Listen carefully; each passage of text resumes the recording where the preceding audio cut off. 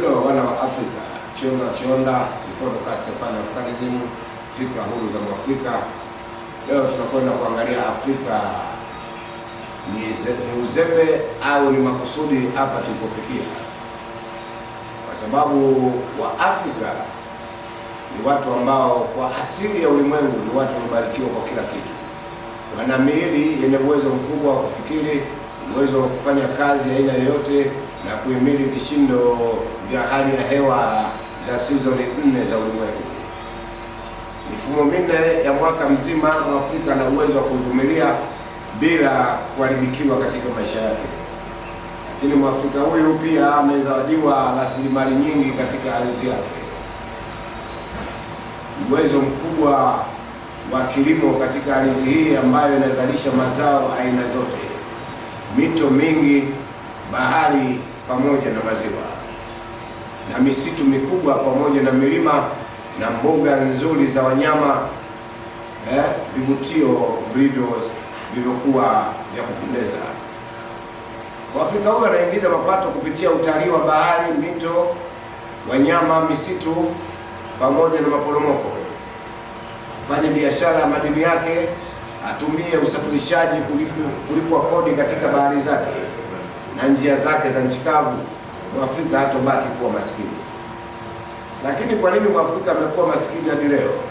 Tunasema tunalaumu ukoloni pamoja na njia zote ngumu tulizopitia Waafrika hadi hapa tulipofika. Lakini mababu zetu kina Kambarage Nyerere, Kwame Nkrumah, Sekou Toure, wapo kina wengi waliojitolea kupambania usawa wa Afrika, lakini wamewachia ngazi nyingine nao waendeleze duru lao katika nafasi yao na katika muda wao. Lakini kilichotokea, hao wazee walipambana uhuru wa Afrika kwa nguvu zote wakaupata, ingawa nasema ulikuwa uhuru wa bendera. Lakini uhuru wa bendera ulikuwa unatupeleka kwenye uhuru wa fikra pamoja na uhuru wa kiuchumi pamoja na maamuzi ya kwetu wenyewe. Lakini sasa tunaelekea karne ya 21, miaka zaidi ya 100 au 90 ya kupata uhuru wa Mwafrika. Afrika bado iko katika lawama nzito kupitia jumuiya tofauti na watu wake wenyewe ambao wanaamua kujikataa na kusema kwamba hawana haki ya kuwa watawala wa ulimwengu, hawana haki ya kumiliki uchumi na kusikilizwa na mabaraza na tume zilizotengenezwa duniani kama Umoja wa Mataifa na matawi yake kama vile UNHCR, UNIDO, WB pamoja na IMF. Lakini tatizo liko wapi? Tatizo linatokana na government zilizochaguliwa na mapapeti wa magharibi ambao kila jambo lipangwa magharibi huku ije kutimilizwa alafu ripoti irudishwe kule. Sasa huu si wakati wa kuripoti kwa bwana wa utumwa na bwana wa ukoloni. Ni wakati wa viongozi wa Afrika kuripoti kwa wananchi wao, na wananchi wao watachuja kile kinachotengenezwa na watu wao waliowachagua. Wanasema demokrasi kwa sababu ya watu, kwa ajili ya watu na uwepo wa watu. Hiyo ndio demokrasi. Lakini demokrasi ya Afrika bado nafikiri iko mikononi au mifukoni mwa white supremacy, white colonialism. Bado wanatuongoza kupitia kivuli au wanasema the shadow government. Huo ndio ukweli ambao mchungu wa Afrika natakiwa tukumbuke, ukweli ambao natakiwa tuweke makini katika kuwalisisha watoto zetu, wakumbuke kuwa wazalendo, wasikubali maagizo ambayo hayana manufaa kwa watu wao. Dhahabu inaondoka, unapewa 3%, wao wanaondoka na 97%. Kisingizio ukiuliza wanakwambia sisi tumekuja tunalipa mishahara watu, tumesafirisha mitambo, tuna zana zote za kufanyia uchimbaji wa madini haya. Kwa hiyo wewe tunakupa 3%. Lakini ukiangalia nyuma ya pazia kuna saini na mikataba iliyowekwa ili watu waaminishwe kwamba sisi kwa sababu hatuna vitendea kazi. Hawa wamekuja full package wakiwa na mizigo yao kamili. Nyinyi wananchi mnachukuliwa tu kuchimba madini, usafirishaji juu yao, kuyaweka katika hali ya kimasoko ni juu yao. Hapa ndio tunarudishwa nyuma, tukifikiria kwamba bado tunakuwa wanyonge. mali tunazo, wageni wanachimba, lakini bado hatupati maslahi kamili. Mchimbaji wa madini anaambiwa eneo na uchimba madini inatakiwa ujenge miundombinu yenye faida kwa watu wa eneo hili, wapate makazi bora, maji bora na afya iliyo bora, kutokana wewe unachimba mali zao katika eneo lao. Kwa hiyo huu unaitwa mrejesho kwa waliokuwa na mali, lakini hao wachimbaji wa hayo madini, huo mrejesho huonekani. Wananchi wanatafuta huduma maili 50 kutoka pale yalipo machimbo ya madini. Hii inaendelea kuzunguka bara lote la Afrika, na ndio maana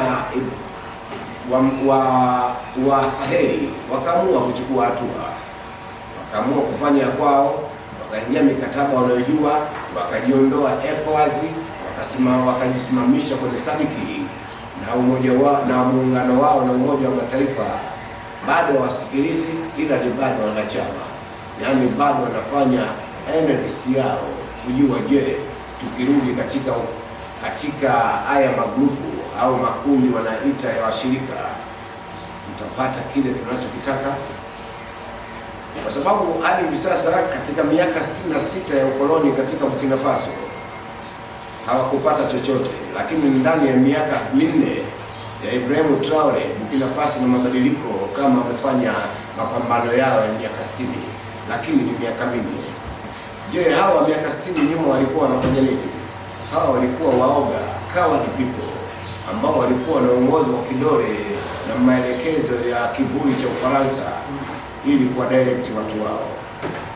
Lakini sasa wa Burkina wameamua ya kwao mali pamoja na Niger, wanauza madini yao kwa maendeleo ya wananchi wao. Burkina Faso sasa hivi kuna huduma safi za afya, ulinzi imara, ingawa magharibi walioko kule wanaitwa Kiislamu upande wa magharibi, ambao wanasemekana wanashikilia 30% ya ardhi ya Burkina Faso. Lakini kwa msaada wa shirika wenye ukweli na wenye utu, haki sawa katika ugawanyi wa mapato Warusi, Burkina Faso iko katika ubora wake wa kiuchumi, ubora wa kiafya, ubora wa kimazingira, na pato la wananchi wa Burkina Faso limeongezeka. Hapo Ibrahim Traore ameunda mkakati maalum wa kutengeneza viwanda na madawa vya kwao wenyewe vinavyosimamiwa na wanasayansi wa Burkina Faso kwa kushirikiana na washirika waaminifu ambao ni Uchina pamoja na Urusi. Marekani si mshirika wa kweli katika maendeleo. Mfaransa si mshirika wa kweli. Sasa wanarudi kwa njia nyingine, wanasema tunarejea, tunataka mutual agreement, makubaliano yenye haki ya pande zote mbili. Lakini makubaliano haya mnaweza kuyatimiza kwa sababu wa magharibi kutiana saini ya mkataba leo, kutimiza maagizo ndani ya wiki moja mkataba utakuwa umevunjwa. Kama kuvamiwa utakuwa umevamiwa, kama kuuawa utakuwa umeuawa. Hadi sasa Blaise Compaoré amekuwa panya amekimbia Ivory Coast, inasemekana amekimbilia Morocco kwa sababu imetolewa hati ya kukamatwa na bwana Ibrahim Traore. Kukamatwa kwa Compaoré atugee majibu kwa nini alimuua Thomas Sankara, huku akiwa amemwamini, akiwa amempa cheo cha nafasi ya waziri mkuu, mwendeshaji wa serikali ya Burkina Faso, au zamani hiyo ikiitwa UPA-VOTA. Hii ndio asili ya Waafrika kusalitiana. Usaliti ulitafuna Afrika, lakini na baadhi ya mataifa mengine. Kila Afrika tumezidi kuuzana ndani ya kiza. Hatuna mengi, tunawakumbusha kujitegemea, kutumia mali zako, kuingia mikataba iliyo makini, utawala kwa sababu ya watu wako, sio kutawala kwa sababu ya wakoloni. Uteku amenira.